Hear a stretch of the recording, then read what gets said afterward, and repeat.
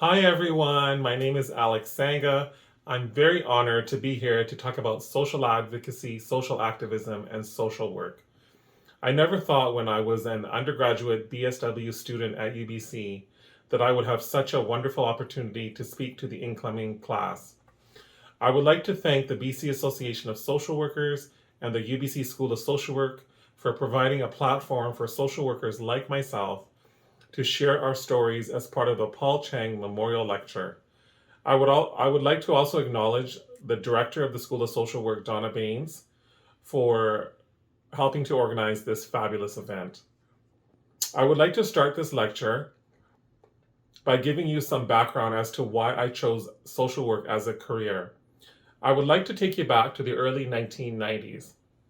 I just graduated grade 12 and was having a hard time coming to terms with my sexuality as a gay South Asian male. There was no internet, there was no cell phones, there was no gay straight alliances back then. There was definitely nothing like Grindr. I felt very alone, isolated, and alienated as the only gay kid in my neighborhood of Surrey Newton. I developed internalized homophobia where I hated myself for being gay. I wanted to be straight. I even saw a doctor, but I still had thoughts of men. I gave up trying to change my sexuality. I wanted to escape and live a secret gay life in England where my grandfather lived. During Christmas, my grandfather left to see family in Punjab, India. Being left all alone in a foreign country at such a young age, I started to deteriorate and had a nervous breakdown. I was so depressed. Why would anyone want to live if they did not like who they are? So I didn't eat, I didn't sleep, I wanted to slowly die. I lost a rapid amount of weight, at least 20 pounds over a short period of time. I looked in the mirror and my eyes were shaking. I didn't recognize myself. Fortunately, my cousin who lived nearby came to visit and was shocked by my appearance. He took me to his house. I couldn't eat anything because I lost my appetite. I had some water and fell asleep. I don't know how long I was sleeping. I was partially in a conscious state when I felt this strange energy or a strange feeling inside me. And then I felt this energy actually physically leave my body. The upper part of my body lifted up. The blanket fell from my face, and right in front of me, I saw this amazing light. I cannot think of any other way to describe it. I wasn't a spiritual person at the time. I wasn't religious. I didn't really know much about God. In the hospital, the doctors diagnosed me with acute schizophrenic episode and said I had a hallucination. My mom traveled from Canada to see me, and the doctors told her not to expect me to ever go to university. I asked to speak to a priest. I told him about the light and why I'm so sad about being gay. The priest listened to me and said, "Maybe God is trying to send you a message that He loves you and you should live your life how you want to live your life." I returned to Canada to live with my mom. I wanted to study social work because I felt that's what Guru Nanak or Jesus or the Creator would want me to study. I wanted to help people and make a difference in my own small way. I completed an Associate of Arts at Douglas College, and then I went to UBC. Unfortunately, I went off my medication because I was in denial about my condition. I was hospitalized and had to delay my admission to UBC by a year. I was so worried that UBC would cancel my admission altogether and my dream of a professional social work education would have to start all over. The psychiatrist at Surrey Memorial Hospital changed my diagnoses to bipolar disorder. I have accepted that I am blessed with bipolar today. I feel it makes me a creative person. At UBC, I graduated with a first class standing or A- average. I was elected co-chair of Pride UBC, which is the campus queer club, and I was a class rep for the Social Work Students Council. I was also the student representative on a panel to hire a new professor at the UBC School of Social Work, which was a cool experience to see from the inside how recruitment in academia works. My 2 years at the School of Social Work were the best ever. I made lifelong friends who are in senior leadership positions with MCFD and Fraser Health Authority today. In my social work career, I worked as a youth counselor with the Boys and Girls Club, a case manager with MCFD and special needs, and with adults with developmental disabilities, and I worked as a delegated legal guardian of foster children. Later, I worked on a mental health team as a clinician, social worker, and a team leader for older adults with Fraser Health Authority. Unfortunately, I was so drowsy in the mornings with my medication that it was hard for me to function with a normal 9 to 5 day job. Today, I am the founder of a nonprofit called Share Vancouver, which helps queer South Asians and friends. I'm a film producer and make social justice and social impact documentaries. And I have a successful private counseling practice that has been established since 2011. My counseling practice really took off after I completed my Master of Social Work at Dalhousie University and obtained my registered clinical social worker designation. My life is now fully in my control. I am accountable to myself and, of course, my profession through the BC Association of Social Workers and the BC College of Social Workers. I work from 1 p.m. to 7 p.m. 3 to 4 days per week and get to sleep in every day. It's important to love what you do and live a balanced life as a social worker. You have to ensure you make self-care a priority. You have to find what works for you and make it happen. I also completed my first master's at the London School of Economics in the Department of Government, where I did a Master of Science in Public Administration and Public Policy. I was admitted to LSE with a partial entrance scholarship. I thought this would be a good degree to have if I wanted to pursue an administrative or leadership position in social work. I discovered I'm more a people person and like to work the front lines. As a social worker, you have the opportunity to advocate for your clients and really think outside of the box to solve problems. For example, I started Share Vancouver because there was a number of high-profile suicides in the community. There was one young boy from Afghanistan, Hamid Nasto, who was a student at a high school in Surrey. He was bullied so much that he walked to the top of Patola Bridge and ended his life. In his suicide note, he wrote that he was straight, but he was called queer, faggot, homo every day, that he could not cope. You do not have to be gay to be a victim of homophobia or transphobia. Anyone can be a victim. Hamid's death really hit me hard because I was also bullied and did not have many friends in high school. I started Share Vancouver because I did not want any other kids like Hamid in my community to suffer. I wanted to create safe spaces. Share Vancouver was established in 2008 and has received preliminary approval to become a registered charity.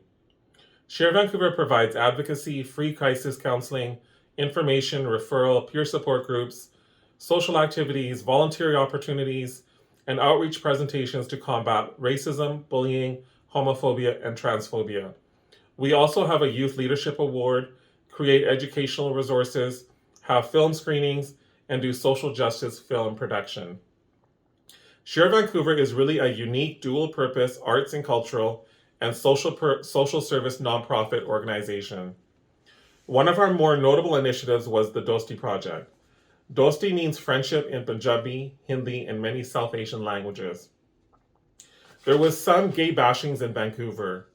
Straight Punjabi men from Surrey were being blamed for going into downtown Vancouver and bashing members of the gay community. This caused outrage. Share Vancouver launched the Dosti Project to educate the community. We received funding from the BC government to go into high schools and share our experiences as gay South Asian people and why it's important for all of us to work together to combat discrimination, including homophobia and transphobia. The workshops were really an eye-opener for many younger gay South Asian students because there are not many queer role models that are out in our community. Many young gay South Asian people in Share Vancouver were also saying that there is very little information about the lives and coming out experiences of other gay South Asian people. As a result, Share Vancouver launched the Out and Proud Project. We interviewed about 20 queer South Asians from around the world, including from Australia, India, England, the United States, and from Canada. This popular website has been cited in books, journal articles, and used in classrooms worldwide. Share Vancouver also had a major need for counseling because many young people in our group were coming out and they needed support to deal with their sexuality and gender identity. Most could not afford private counseling. I put out a call for help through my community networks. I received no response. I then invited the CEO of No Fear Counseling, which is one of the largest counseling firms in Vancouver, to attend DesiQ, which was the 10th anniversary gala celebration of Share Vancouver, which had over 350 people in attendance, including the BC Health Minister, Adrian Dix. No Fear Counseling has over 100 master's level counselors and multiple offices across Metro Vancouver, and their counselors speak multiple languages, including Punjabi, Hindi, and Urdu. During my speech, I mentioned that Share Vancouver needs financial support and assistance to start a counseling program to support vulnerable youth in crisis in our community. After my speech, I spoke with the CEO of No Fear Counseling, and he instantly agreed to donate 100 free sessions or $14,000 worth of counseling every year to members of Share Vancouver who are in crisis or distress. This program is now entering its 4th year. A tragedy struck Share Vancouver in 2012. Our social coordinator, January Marie Lapuz, who was a transgender Filipina woman, was murdered. She was stabbed 18 times in her own home. Her death was a devastating blow to our organization. She was the mother of Share Vancouver and very well liked by everyone. I was not happy that the media was focused on blaming January by reporting that she was a sex worker and had a high-risk lifestyle, as if she deserved to die like she did. Share Vancouver responded by creating the January Marie Lapuz Youth Leadership Award. We partnered with Diversity Community Resources Society to give out cash prizes of $1,000, $600, $400, and $200 every year to anyone of any sexuality or gender identity who is demonstrating leadership in the queer community. This Youth Leadership Award attracts about 35 to 40 applicants from across Canada and the world every year for the top 4 prizes. Share Vancouver also created a 26-minute short film called My Name Was January. It was designed to be a memorial and eulogy and a celebration of January's life, as well as to provide a platform for other trans women of color to share their strengths and struggles. We hired 2 journalism students from Kwantlen Polytechnic University, who were both women of color, to direct the film. The film was emotionally gripping and touching.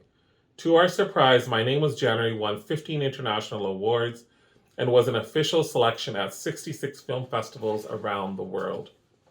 As a result, I got interested in film production and was admitted to a 4-month online film producing course at the prestigious National Screen Institute, which is based in Winnipeg. I'm very proud to announce that Share Vancouver has just released its debut feature documentary, Emergence Out of the Shadows. It's already picked up 3 official selections at film festivals. The film is about a young Punjabi Sikh man by the name of Caden, who was an international student at Langara College in Vancouver. His family found out that he is gay. He was staying with relatives in Surrey. Suddenly, Caden was homeless, helpless. He had no money for food, no immigration status, and no money for tuition. His entire family in India and Canada completely disowned him for being gay. The film also shares my coming out story and that of a lesbian Punjabi Sikh woman. What makes Emergence unique is that it also explores the reactions and struggles of the parents in their journey to accept their children. We are planning to screen Emergence of the Shadows in February at the UBC School of Social Work, so I hope to see you all again. I'm also one of the founders of the Dignity Senior Society. As part of my MSW practicum at Dalhousie University, which is the 3-year online program, I wanted to make sure queer elders and seniors had a safe place to go when they were older. Many queer people could not come out in long-term care homes. They were essentially forced to go back in the closet in their golden years. I wanted to create a safe environment for vulnerable members of our community. I set up a committee of about 20 community leaders. I gathered about 25 letters of support. I met with senior executives at BC Housing, and they said we need to do a feasibility study, which is going to cost $25,000. Within 3 weeks, I fundraised the money by meeting with the United Way and the Van City Community Foundation. The study was completed and the Dignity Senior Society was created. The Society is currently working on providing programming and services to queer elders. The inflated housing market in Vancouver kind of destroyed our dreams of having a safe and inclusive place for queer elders and allies. However, the good news is that the research is there and completed and is publicly available in case the opportunity arises to build more social housing. As a social worker, sometimes you get the opportunity to have real social impact and to make a difference in people's lives and to think beyond just being an administrator or bureaucrat or government official. Legislation, regulations, policy, and practice guidelines can sometimes restrict and restrain what you can and cannot accomplish. Do not be discouraged. It is important as a social worker that you advocate for your clients. Your primary professional obligation as a social worker is the best interest of your client. At the end of the day, I'm hoping you got into social work because you want to help empower and improve the lives of the people you work with. A big congratulations to all of you on being admitted to the UBC School of Social Work. It will open many doors for you. I wake up every day to a job and life that I love. There's nothing else I would choose to do because social work has brought me a lot of self-satisfaction.